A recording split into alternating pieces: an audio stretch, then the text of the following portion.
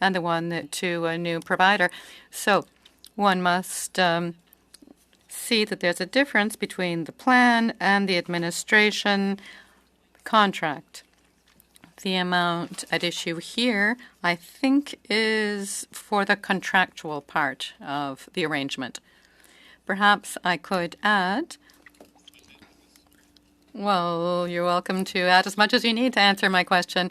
Of good. Well, I'll just add to what my colleague has said already. The amount requested in the supplementary estimates B of the Treasury Board Secretariat is basically due to the fact that the Secretariat, as employer, is in charge of the public service insurance plan. This amount will top up and improve the plan to ensure that our contingency fund remain adequate to respond to claims that we may see in future.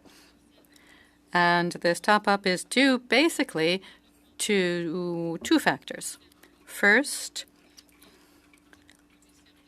more services and cost of services and the cost of products such as medical assistance and the drugs and prescription drugs and so on, and also a higher number of employees in the civil service. So it's volume and price, if you wish. Those two factors have led to this request for supplementary funds, this top-up for the insurance policy, insurance plan.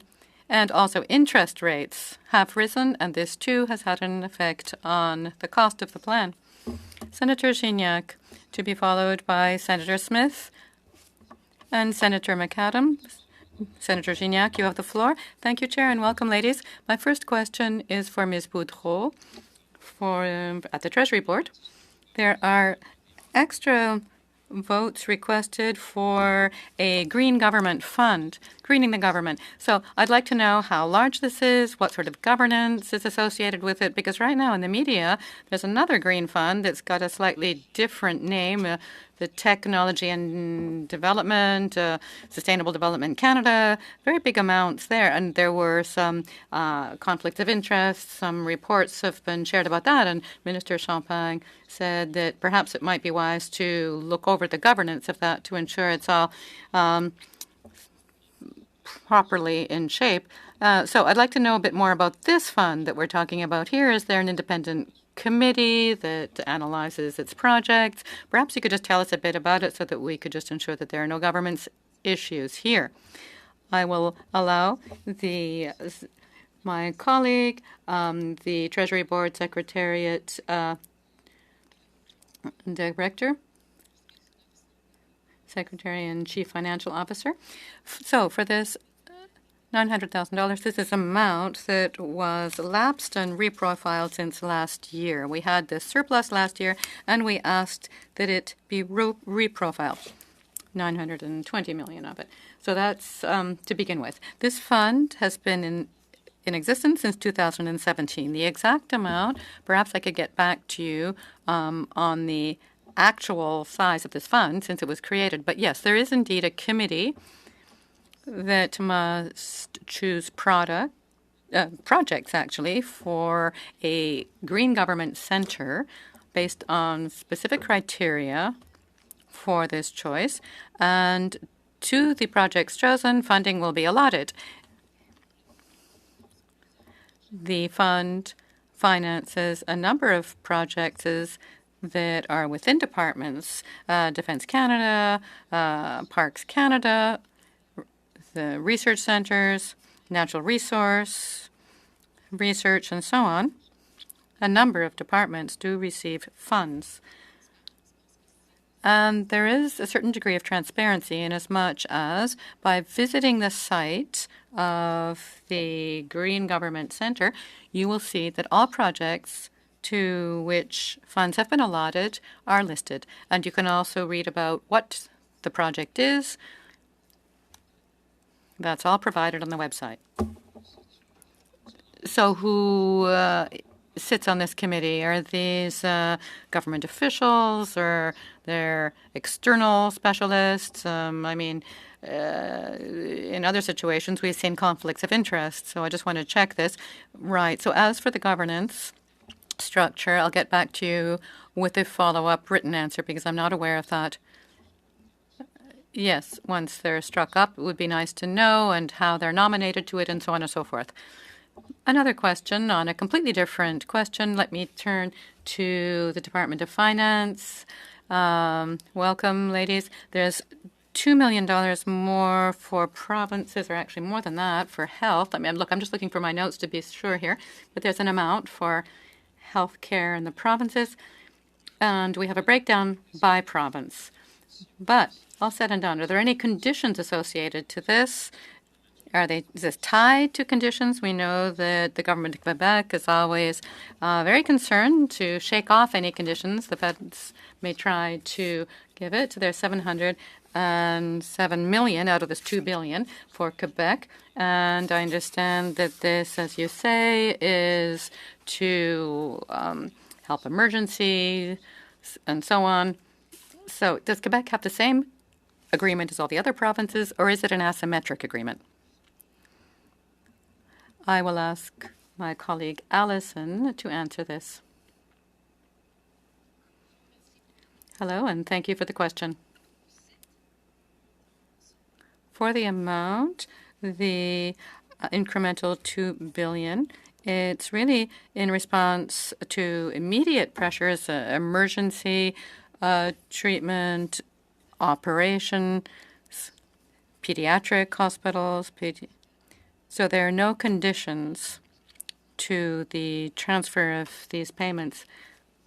But you are right that, generally speaking, there are conditions for the health transfer, such as data sharing conditions. So there are conditions in other parts of this plan, and negotiations are underway. They're ongoing with Quebec and the other provinces. I think that we did come through with a bilateral agreement with British Columbia, and that is the only one that we have wound up so far. But the discussions are on way for the others. Thank you, Chair. Senator McAdam et ensuite Sénateur Dagenet. Senator Chair, Smith. merci. Ms. Boudreau, just wanted to follow up on one of the 12 or one of the 10 items you listed in terms of the $2.1 billion in transfers for departments and agencies for negotiated salary adjustments. Could you talk a little bit about how these negotiations will impact the government's planned reductions on the use of professional and special services? What's the government doing to assist departments in attracting highly skilled and highly technical workers? Thank you for the question. I would say that it is a different challenge. And you will have heard me say in the past that it is really up to each deputy minister in each organization to decide what's best to do in order to deliver their mandate, to have more employees or to have professional services. But I would like also maybe to remind the committee members that professional services is comprised of 14 categories, some of them being engineering, health services, security, translation. So if you think about management consulting, this represents a very, very, very small amount of the total spend on professional services. So I will stop there in terms of the right split between the two, because again, it is really a question for the Deputy Minister of any organization. Maybe we could move on to another one. Is the Treasury Board Secretariat set out new guidelines for public service managers who use outside consultants for certain programs. The guide is intended to help these managers determine when to outsource work, when to leave the work for internal staff. Could you talk about this guideline that's been developed and outline conditions and factors that would make it acceptable for managers in the public service to use outside consultants? we will be happy to provide more information, and my colleague Samantha, who is the architect of that guideline, will answer your question. I'm also the person that can't find my card that has my name on it. Oh, here we go. Sorry. Okay, great. Yes, thank you for the question. So, as a result of the work that we did for the review of McKinsey, we looked at sort of what are the issues that we were seeing, and one of them was around professional services and providing some guidance, because there wasn't guidance to managers. We have a lot of guidance to procurement officers, and so my directive will be a directive that will tell procurement officers what to do when they procure. But there wasn't a lot of guidance to managers to think through when they need to make a decision about whether they should proceed with professional services or not. So it's to help them think through that, and also to remind them of their responsibilities as business owners, how they go out and compete those contracts, and then how they manage those contracts. So it's really to supplement what we have in our directive on procurement and really speak to managers when they make those decisions. Kind of scares me when you say training managers how to make decisions. Would some of that have not been done in the recruitment process or the development of these managers? So it is embedded already in the delegation courses. So every manager, before they get their financial delegations, have to go through courses, and there's a procurement element to that. What you'll see in the guide, so what it will talk about is their responsibilities under the FAA, Section 34, Section 33, but there was nothing specific about just helping them think through, when I'm making a decision, how, like, do I need these resources? How does it align with my HR plan, et cetera? So it's to kind of help fill that space and provide some guidance to managers. One thing I will say is that since we've released the guide, we've linked that guide now into those delegation courses as well, working with the Canada School.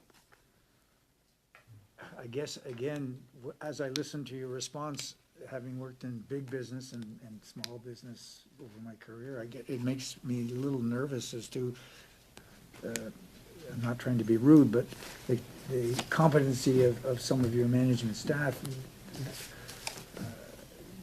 How are you evaluating them through this program development in terms of their own personal development, and how fast are they producing exactly what you want in terms of their performance indicators?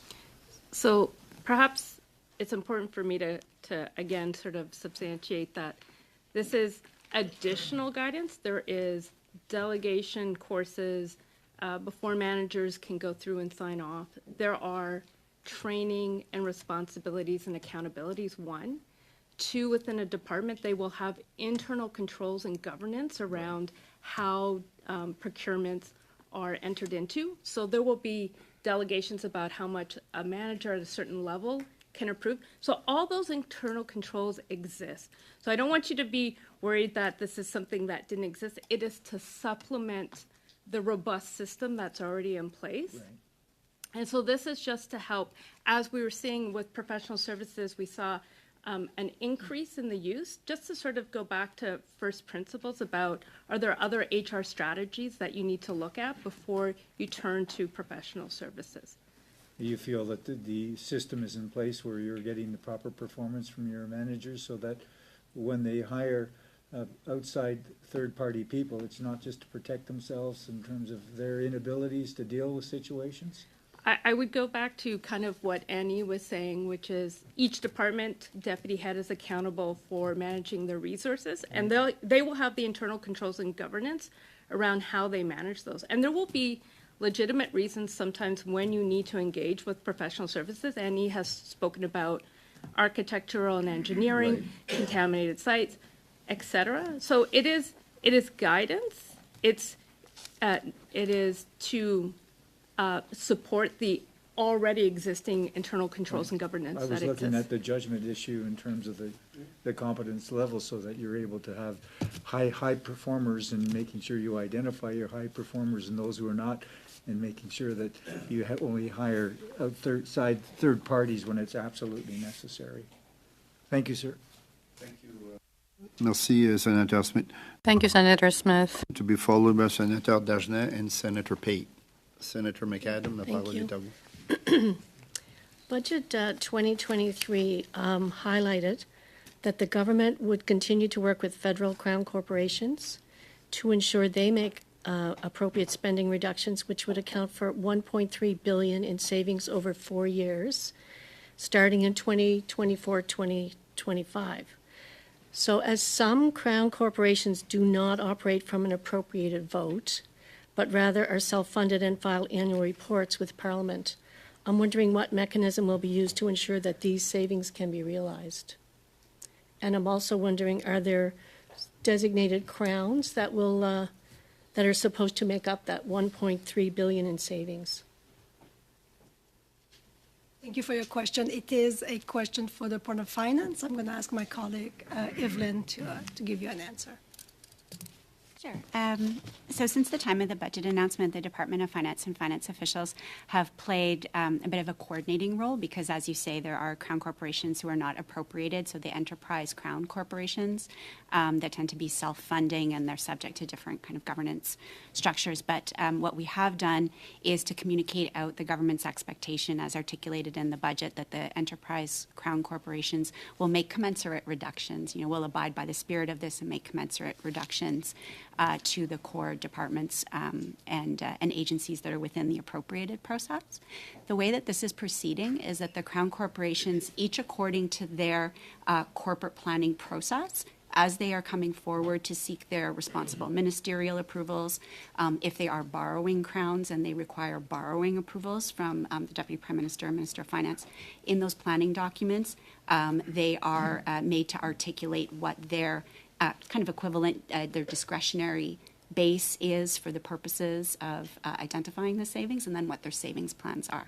So it's coming through corporate plan by corporate plan as each enterprise crown is moving through its planning process.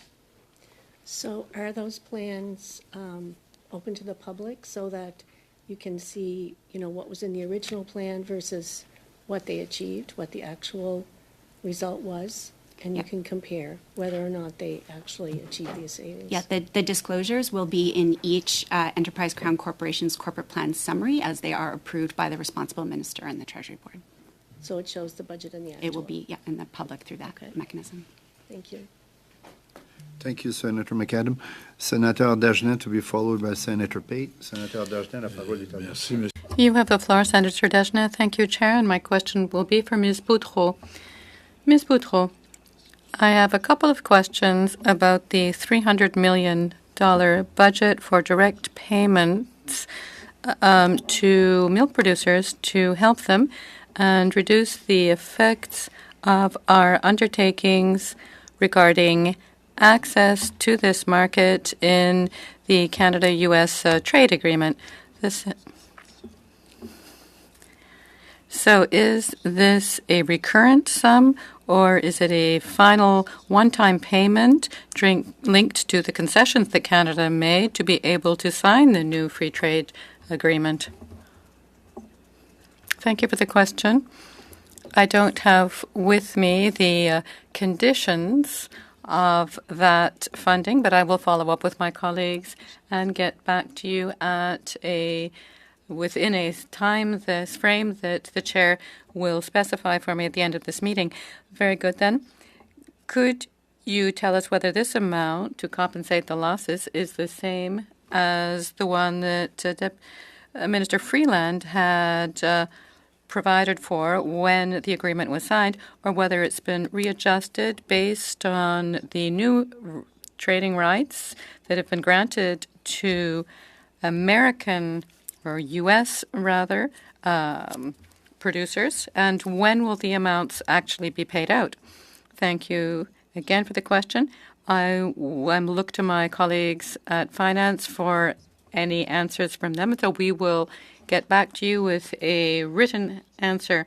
Oh my, wonderful. I've got yet another question down this line. Other than the dairy producers, are there any other sectors to which the federal government is required to pay compensation linked or indirectly linked to the new trade agreement with the United States and Mexico? Once again, I'm very sorry. We cannot answer today, but we will provide a written answer. Oh my, this gives me a chance to ask even more questions. So here's a short last one.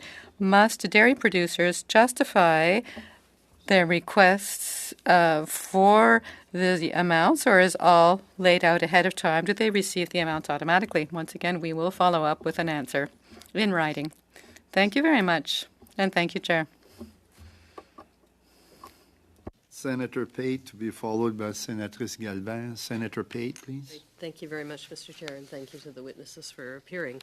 I have a question for Treasury Board and then for Finance as well. So my first question is, you're seeking $2.1 billion in authorities for transfers to departments and agencies for negotiated salary adjustments in the supplementary estimates. And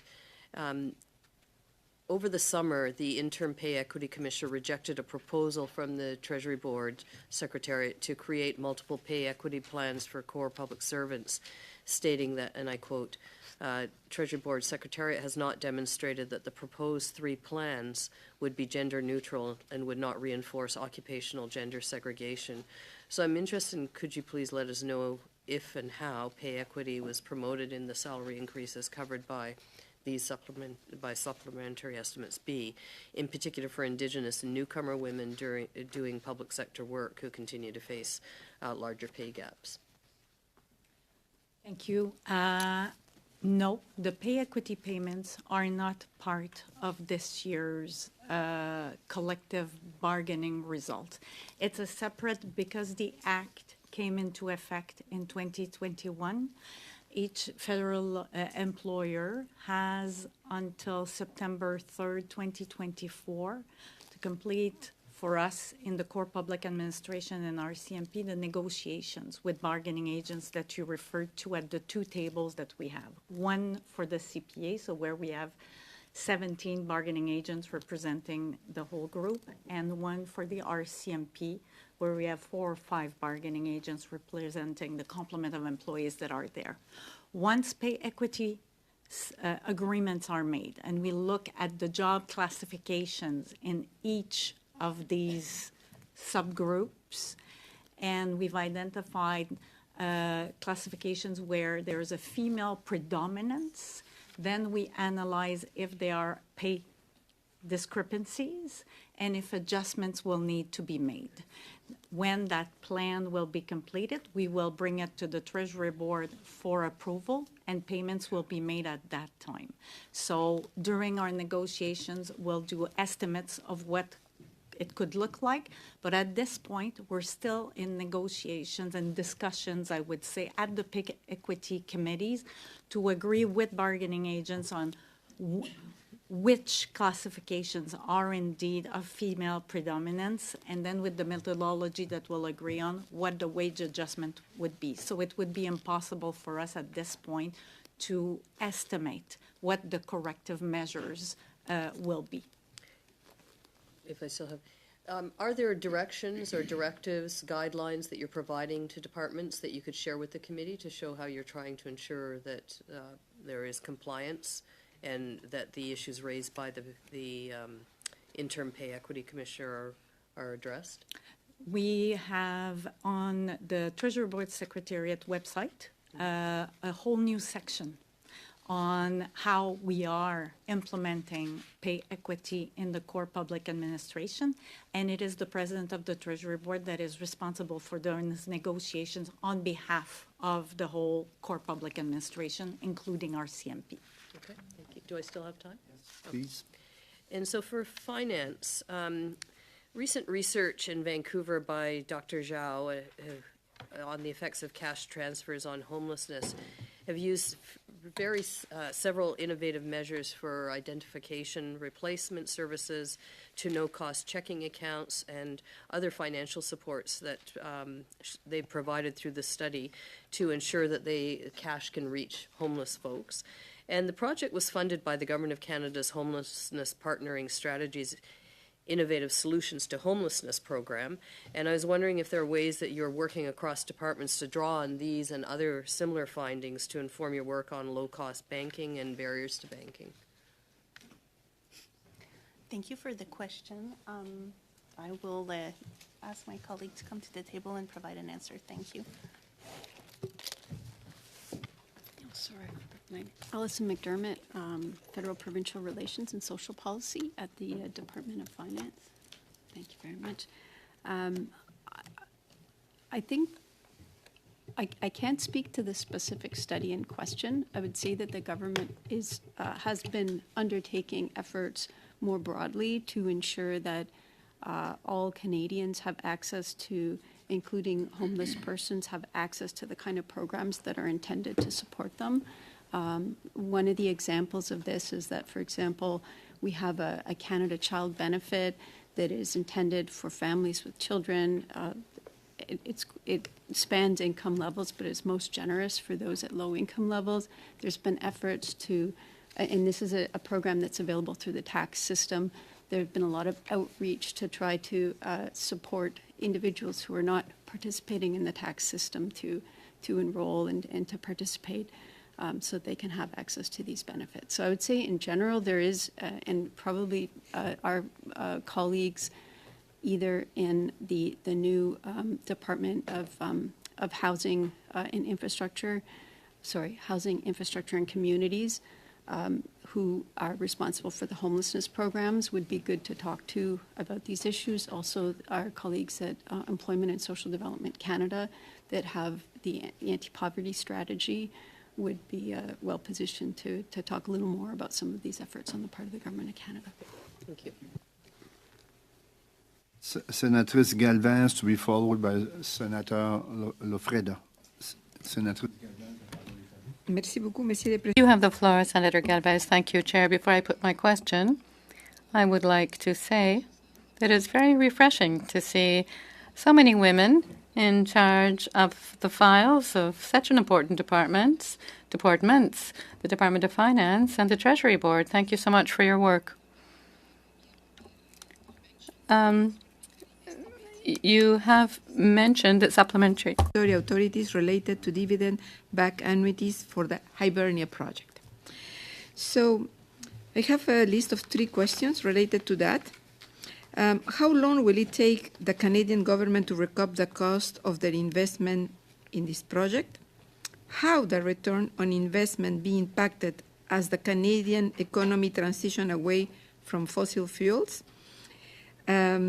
Given that, this goes from 2019 to 2056. And how critical is it, this Hibernia project and infrastructure, safe in terms of the threat of extreme weather events, such as the one that touched this site during the storm in 2018, which was the worst storm in 30 years?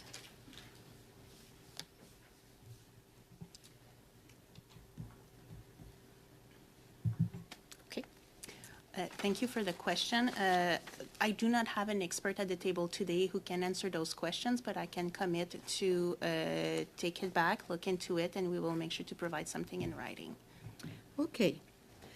To Treasury Board of Secretariat, so TBS has approved 4 allocations through Vote 5, as was mentioned, which allows TBS to supplement other appropriations and to provide for miscellaneous, urgent, or unforeseen expenditures without waiting for the next supplementary estimates. Were any of these urgent or unforeseen expenditures to be paid were associated with climate change costs associated to extreme weather event, or relate to health care needs associated again with climate risk, respiratory illness, health problems, pandemic costs?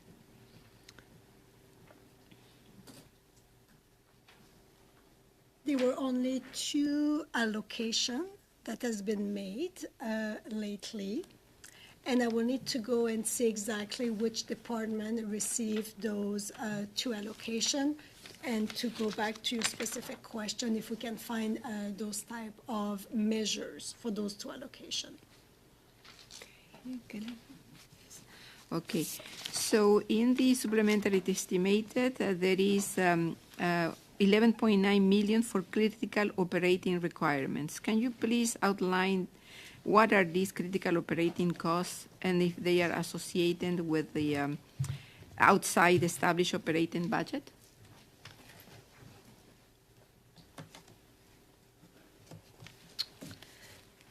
Thank you very much for your question. So those critical operations are in fact related to operating budget in the office of the Chief the Chief Human Resources Officer. I'm sorry.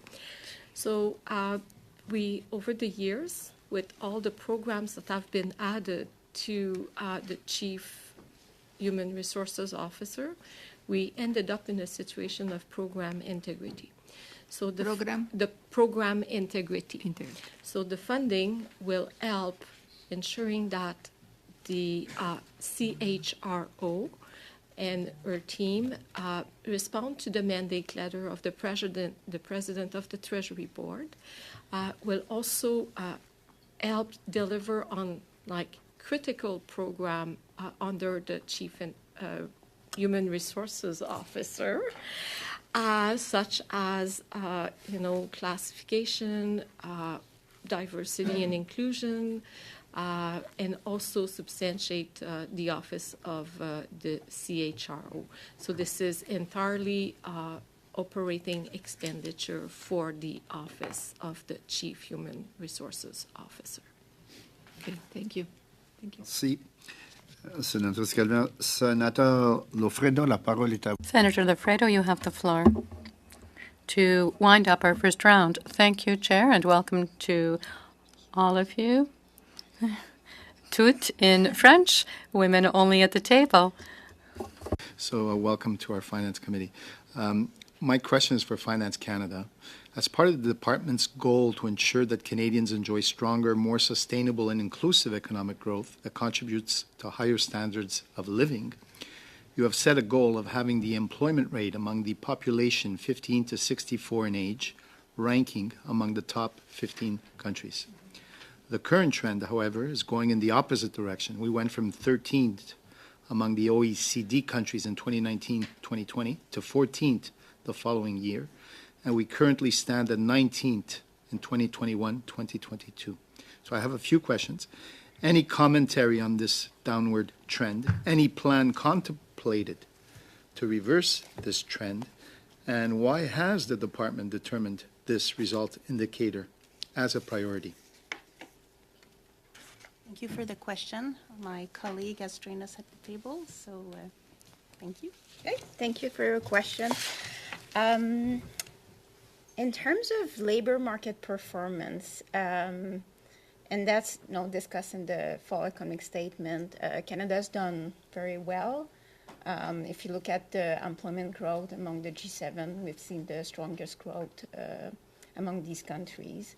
We also have our labor force participation rate for core working age population, so it's for the 15 to 64 age group is at a record high, and similarly for the employment rate. So what's happening, though, is that obviously the overall employment rate is affected by aging of the population.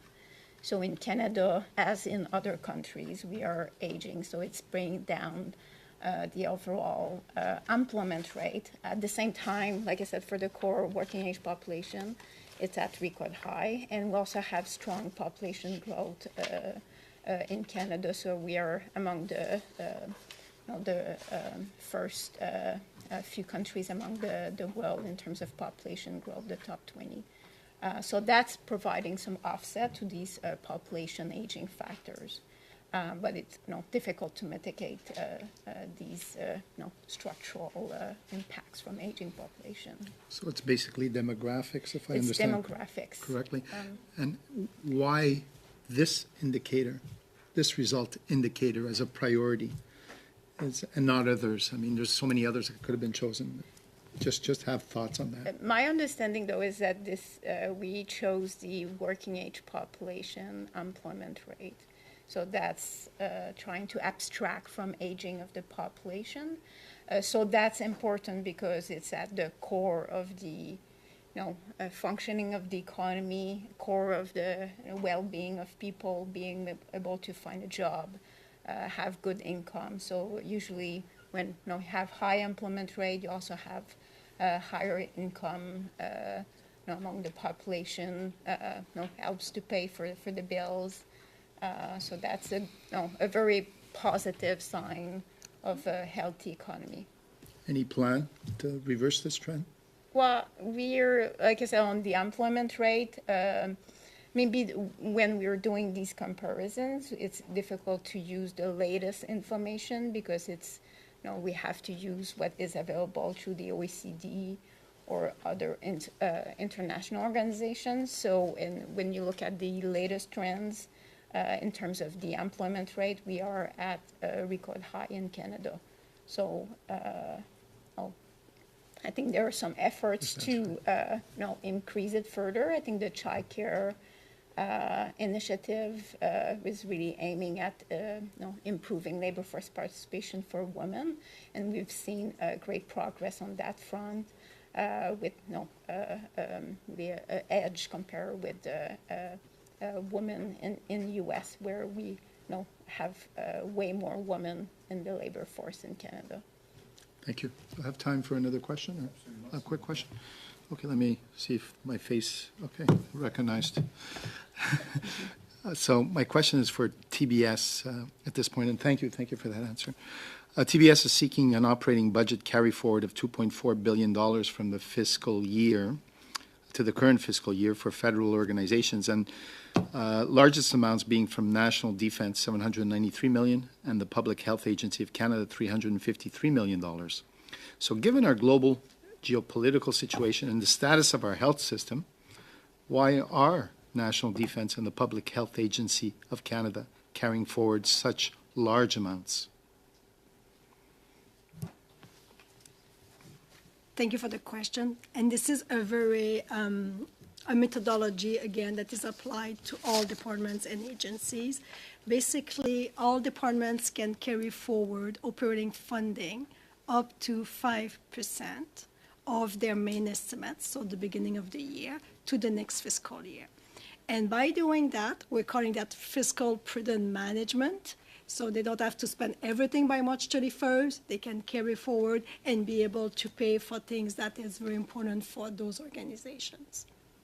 And it was recognized by the AG a long time ago as a best practice. As a best practice, but there's no particular reason as to why those two departments have such large carry forwards. I mean, you're not aware of, I guess it's managed by their own ministries or? D&D has one of the biggest budgets, so by extension, if we apply 5% to a big budget, they will be able to carry forward a big amount. Well, some people will tell you that's not big enough, right? So. But if you want more details, that will have to come from D&D, the department. D&D. Okay, well, thank you for that. Thank you. Honorable Senators, we will move on the second round. I will now recognize Senator Marshall to be followed by the Senator Forest. Senator Marshall, please. Yes, thank you very much, Mr. Chair. And Ms. Dancy, I have a few quick questions for you before I go back to Ms. Boudreau. There's a couple of borrowing authority reports that I'm expecting to see fairly soon. One is the annual report. And I'm expecting it to be sometime before Christmas. And also there's a triennial report once every 3 years under the Borrowing Authority Act. Do you have any information on both of those or either of them?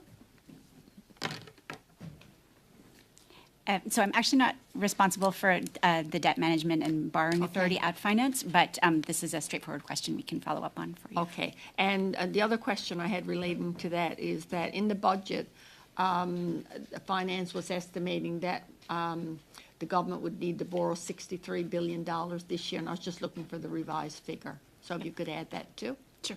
Yeah, okay, thank you very much.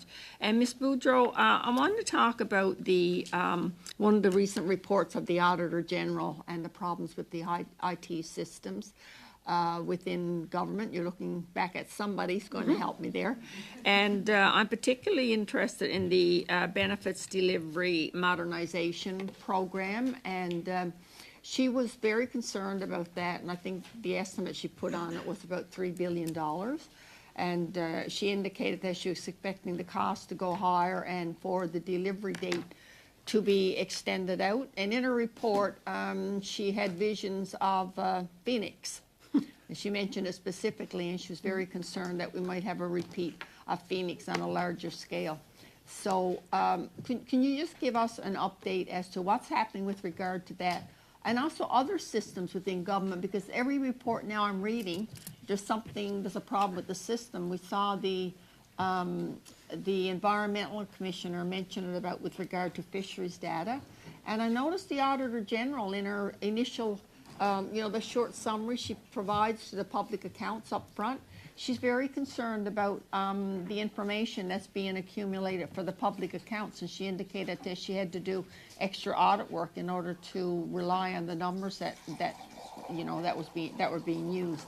So can you give us just an update on what's happening with the big system, but also all systems within government? Mr. Chair, thank you for the question. Len Bastien, I'm a Senior Assistant Deputy Minister with the Office of the CIO at Treasury Board. That's a very broad question. Yeah, you can start, and I'll appreciate your comments. I'll take it in pieces, if I may, please. The audit recently published on the IT debt and the mortgaged future of our IT systems that have been going on for over a decade has left us in a very precarious position dealing with legacy systems. And I think a lot of the report is founded, and we welcomed it, actually, because it is a bit of a state of the union of what the reality is for us as we look to move forward with programs, and I'll segue, like the BDM program. As we try to modernize these legacy systems, it's not happening as fast as we'd like. And it's partly because some of these legacy systems are just so legacy, they're so expensive to modernize. The other big piece is the talent. Our ability to attract, retain, and develop talent that can add value to these situations has become difficult over the last period of time. I'm sure you've heard. The audit captures a lot of this for us, and we are taking action. The difference between anything in Phoenix going forward is the amount of oversight and diligence that we're putting in place and the gates that we are holding people accountable for. Okay. And that's why we... Okay. I just want to make one comment because I know my time is running out. The concern that I would have, just based on her report, is that we know the problem with Phoenix, and it's carrying on, as somebody responded to Senator Foray. So that affected public servants. But if you have a problem with the delivery of money to people outside government, senior citizens, etc., it's very hard to unravel Phoenix. It'll be doubly hard to unravel problems with payments to people outside of government. So I just want to make that, because it's very, very concerning. She devoted a full report to Indeed. That system. Indeed. The BDM program has recently been audited by our own office. We take it very seriously. Okay.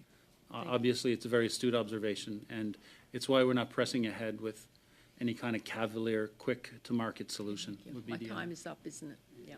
Thank you. Third round, if there is one. If you want to add comments, you could do it also in writing. Thank you. Anything else I didn't cover, we'll follow up. You can look at the transcript. Thank you. Senator Forêt, to be followed by Senator Gignac. Senator Forêt, la parole est à vous. Merci, Monsieur le Président. Thank you, Chair. Picking up on the concerns expressed, I'm thinking of the time when we learned about what was going on with Phoenix and the numbers of tenders that the government could put out. Have we learned anything from all that as to whether upstream, before we actually sign a contract, our procedures are rigorous enough? Are we benchmarking? Are we running trial efforts with potential companies? Has the whole procurement process been improved thanks to our experience with Phoenix? Have we improved our procurement processes? Because the sheer volume of procurement, of course, we're mentioning software and legacy programs, and that is a big problem when you change entirely the type of provider you have. It can be an enormous challenge, an uphill battle.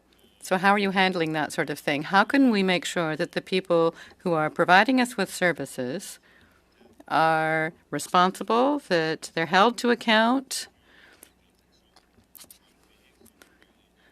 We've mentioned Phoenix. We mentioned Canada Life a little earlier. That's not so long ago, the month of June, that switch took place. And during those transactions, we heard that there were contacts to the effect that, yes, there were too many calls and so on, and it just took so much back and forth. I mean, I suppose that eventually you have to learn from your mistakes, no? I mean, Phoenix was something that didn't really turn out as expected. Perhaps I could tell you about the situation with Canada Life. My colleague Samantha touched on it, but let me see what else I can explain. During the contracting process, what we did, and it's an exemplary practice, is that we put out a call at the outset, and we don't necessarily go immediately for a call for proposals to which companies or experts respond with final solutions. Everything all nicely written out on paper, and this is exactly what you're going to get, and this is what the contract shall be.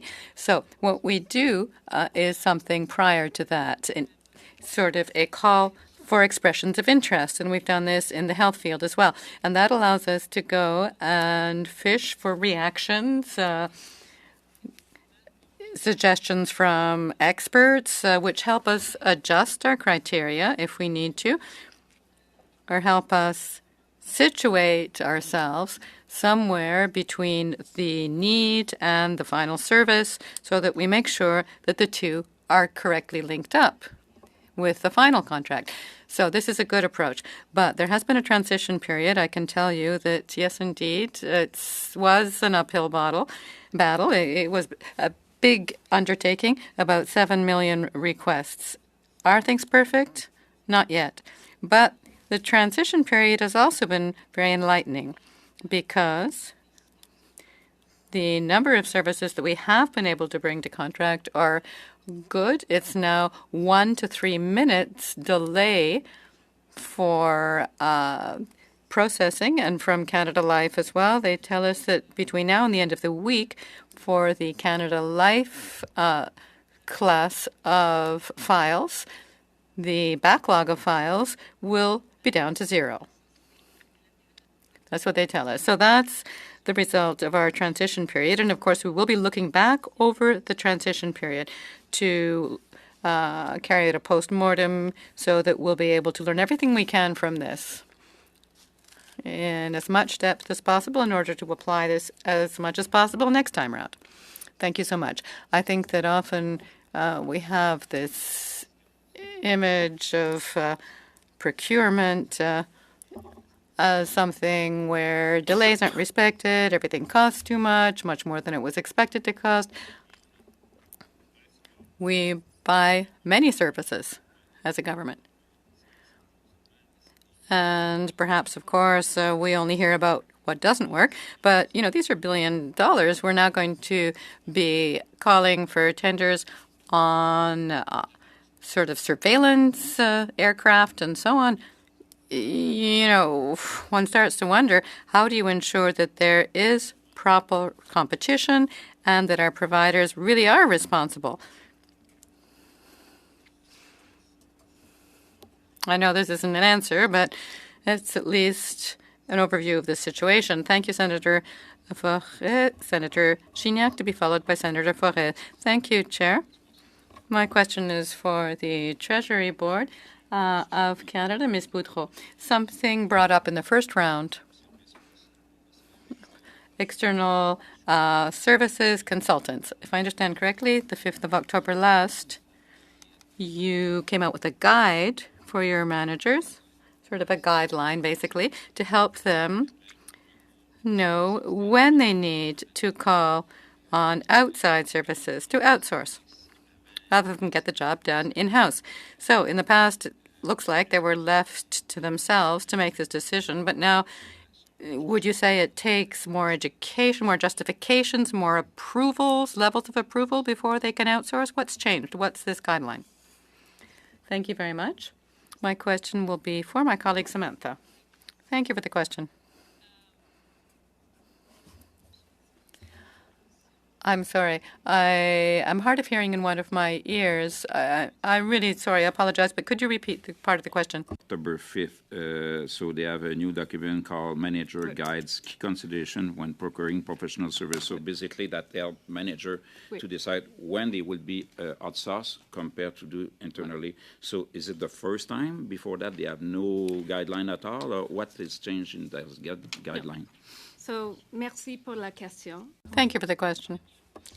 This is the first time that at the Treasury Board we have put out a guideline, or basically a manual, a guide for managers. There are internal guides, of course, and manuals that are typical of departments that lay out how we use our resources. As a manager, I've gone through, to be able to sign off on anything, I've had to go through delegation training. And there are competencies, key leadership competencies that all managers have to adhere to, and those are set through the Office of the Chief Human Resource Officer. What we saw within OCG, so within the Controller General, is that we issue a lot of guidance to procurement officers. And what you will see in our directive is that there are roles for the business owner, so those are, we call those managers, and there are roles for the procurement officer.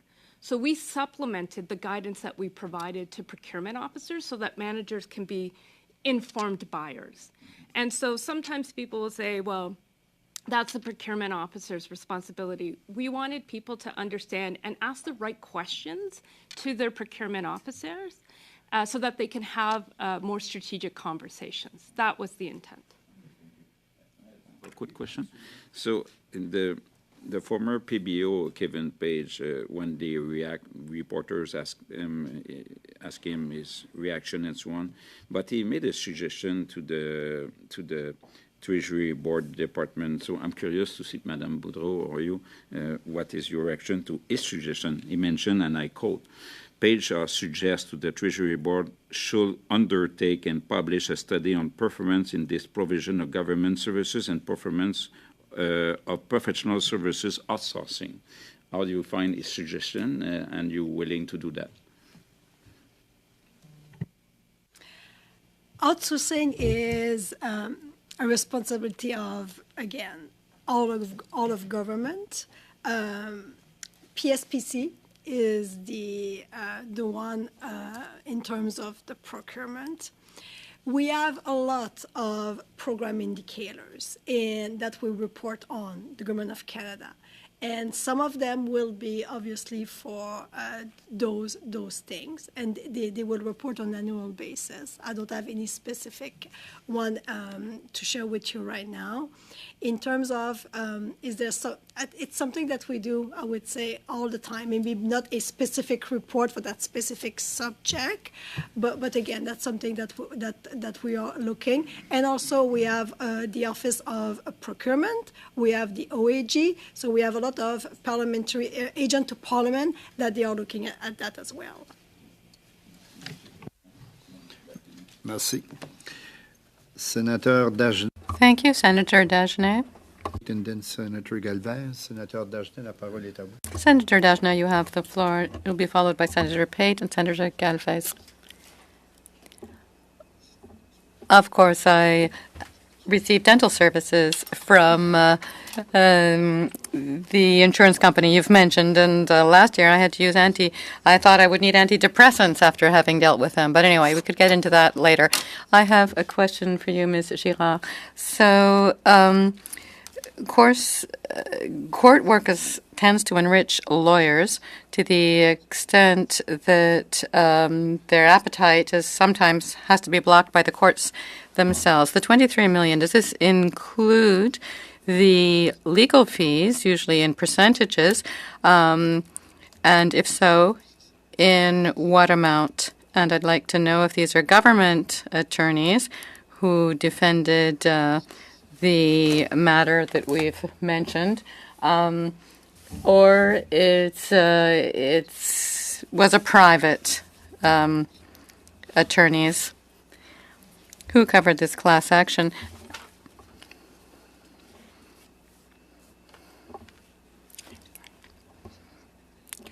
I think that my colleague Karen will be in a better position to discuss the financial aspects.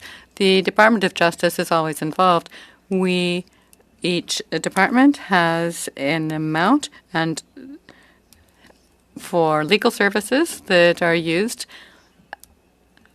So there's always part of it that's funded ahead of time, and effort is always underway on the part of civil servants for all legal files. Of course, when they need extra support, they're allowed to apply for it, and I'll let my colleague Karen enlighten you on that. Of the $23 million, it's important to point out that it's broken into two parts. There's a part for the Treasury Board Secretariat as the employer, $5.5 million, and the remainder, about $17.6 million, is allotted for the departments once payments will be made to the plaintiffs.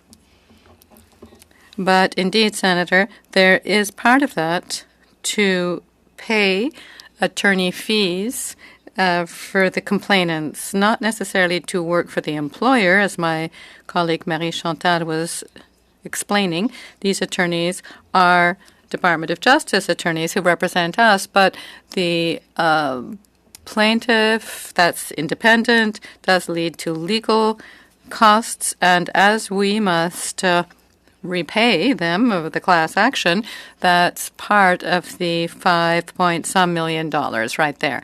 Unfortunately, I don't have that breakdown, though, because we haven't yet received the invoice. Do I have time for another short question? Thank you. Still for Ms. Girard, I would like to go back to the Phoenix file, which my colleague Senator Forêt brought up.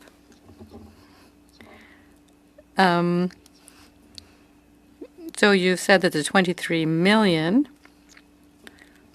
which is set aside based on a possible class action result for civil servants, but were these salaries due to them? This is the Phoenix system, of course, things that had not been paid for them, or these is damages claimed because of other senior or officials who refused to pay them, or because we know that some people refuse to pay out through the Phoenix system. So thank you. Let me see if I can answer. These is indeed for harm incurred, damages incurred. Employees who had to wait. I mentioned this in answering the first round of questions. Employees who, were very ill affected by the Phoenix system. For full-time employees, or temporary employees, or rather, those who are there for more than 4 months, rather, we had two amounts attributed daily for 5 years, from 2016 through 2020. And these amounts, now about the seasonal or short-term employees under 4 months, were not compensated at that time. This is why the class action got underway. It wasn't to finally replace salary amounts that hadn't been paid out or that had been incorrectly paid out. It's really to cover the harm that they due to the use of Phoenix. So I imagine that this would through Revenue Canada, they received amounts, and well, the prior agreements, I won't get into the details, but there was also damages paid for considerable losses that employees, full-time or part-time, had sustained. Their succession, for example, had to pay out funds due to Phoenix coming in 2016. So these claims can still be made, and on the Government of Canada site, all the information necessary to make such a claim is up there for employees or their estates to seek to be compensated for very large losses they may have sustained due to Phoenix. Thank you. Be followed by Senator Lofreda and then Senator McAdam. Senator Pate, please. Thank you very much. And my question is for Finance Canada. In the consultations you're doing regarding consumer protection, high quality and low cost banking, barriers to access, innovation and digital products, it's very clear that there are needs for low-income Canadians. And so I'm interested in the supplementary funding comes at a crucial time when financial inclusivity is paramount. How will Finance Canada utilize the additional appropriations to address the systemic barriers that inhibit equitable access to banking services for Canadians, particularly those living in poverty? And in this context, what collaborative measures with banking institutions are being considered to not only lower costs but also remove hurdles that disproportionately impact the financially vulnerable? And I'm also interested if you have particular comments about the open banking initiatives that are being undertaken as well. Thank you. I don't think we have an expert at the table to answer those questions, but I'm committing to get back to you with a response in writing. Okay, great. Thank you very much. Perhaps I can add to that then, if that's all right. With the advancement of innovative and digital financial products, how is Finance Canada ensuring that consumer protection regulations are keeping pace to safeguard the interests of consumers, again, especially those from low-income backgrounds who may be more vulnerable to financial exploitation? And if that's another one that we can get in writing, that would be great. Thank you. Thank you. Thank you, Senator Pate. Senator Lofreda, la parole est à vous. You have the floor. Thank you, Chair. For the Treasury Board on the government's asset and financial management practices, and I would like to refer to page 15 of your 2022-23 departmental results report. One of your performance indicators, as noted in your 2022-2023 departmental results report, is the percentage of key financial management processes for which a system of internal controls has been established and that you have reached the continuous monitoring stage. And your target, rightfully so, for this performance indicator, which is a key indicator, is 100%. So your result for 2020-2021 was only 39%. It rose to 46% the following year, and it currently sits at 65%. And this improvement is encouraging. But this is an important measure, and should we be concerned that 100% is not being achieved? Can you explain to us exactly what this performance indicator actually entails, and or maybe give us an example? And secondly, can you explain this underperformance? What measures will you take to achieve your 100% target by March of next year? So thank you for the question. I will do my best. This falls in the area of my colleagues, but so what we used to do is we used to look at the internal controls around financial reporting, so making sure that everything that's reported in the public accounts was correct, had the correct information. And we hit 100% maturity on that. Like there was regular reviews of those internal controls.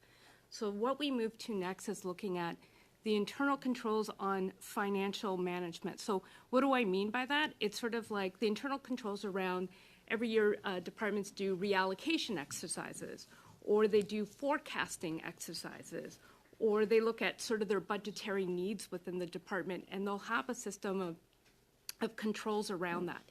The indicator is about how we get to a state of maturity where everybody's doing that on a very consistent and regular basis across government.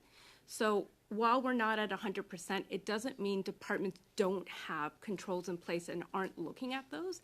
It's getting it to that regular steady state, and then we would move on to a new sort of indicator in that space. Okay, so there's no concern on not attaining 100%?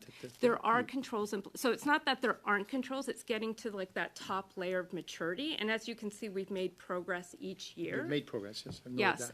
And so there are working groups within our financial management sector and OCG that works with departments on this issue. Okay, you're confident that 100% target will be attained eventually? I it's don't not want to March- speak on my March of colleagues' next behalf. year? I don't want to speak on my colleagues' behalf, but I know that there's a lot of efforts underway between them and To the attain that departments on target. this. Yep.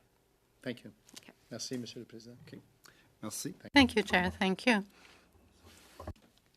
With the time that we have and the questions that were posed, very seldomly do we go for a third round. But there's an appetite to go for a third round with Treasury Board and Finance. So I will now recognize Senator Marshall on the third round, to be followed by the Senator Forêt. Senator Marshall, the floor is yours. Yes, thank you very much, Mr. Chair. And I'm back to Treasury Board, Ms. Boudreau. And I was saying earlier, like, I find it really confusing trying to match up the estimates document with the public account. So there was one item there in the public accounts. It's the provision for contingent liabilities, and it went from $53 billion to $75 billion. And there's no detailed listing. Every other number in that table is cross-referenced to another table, but not that particular item. So I'd like to know, like, what is in that, or what accounts for the increase? And perhaps in your response, you could tell us who can bridge the estimates document to the public accounts for us? Like, who should we have here as a witness?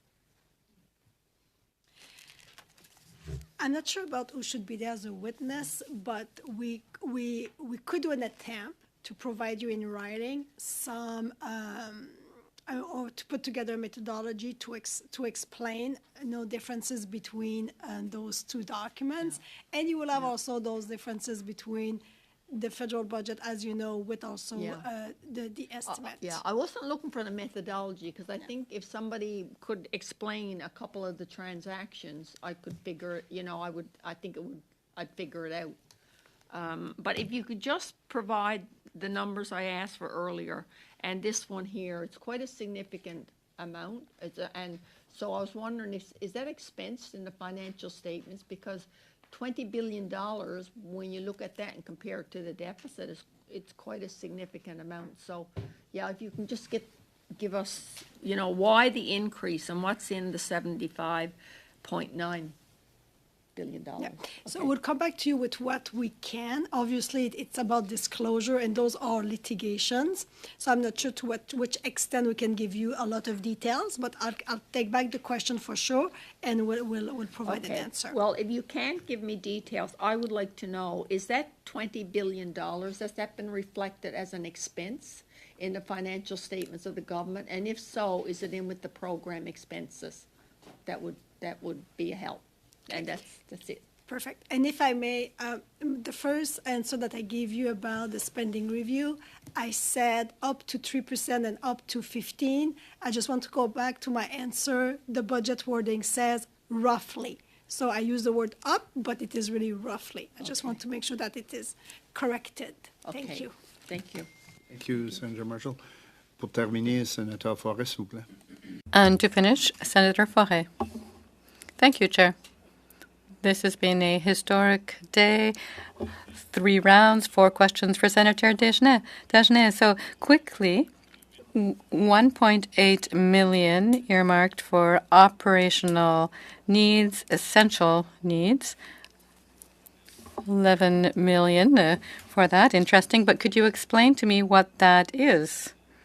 What are these essential operational needs? Are you referring to vote 5? Yes, supplementary vote 5. At supplementary estimates B, 11.8 million for essential operational needs. Thank you very much. As I was mentioning, essential operational needs are truly ongoing operations of our day-to-day business. As I mentioned to your colleague, Senator Galvez,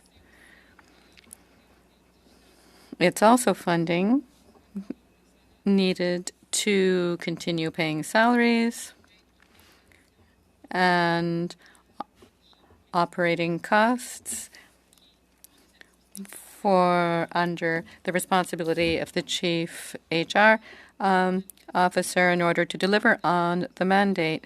As of a couple of years, the Treasury Board Secretariat, for some of our functions, we have a larger mandate, but funding hasn't always followed suit. So we have had to make a programming integrity request in order to bring our programming back to scratch to deliver activities which are under our mandate or as Treasury Board Secretariat.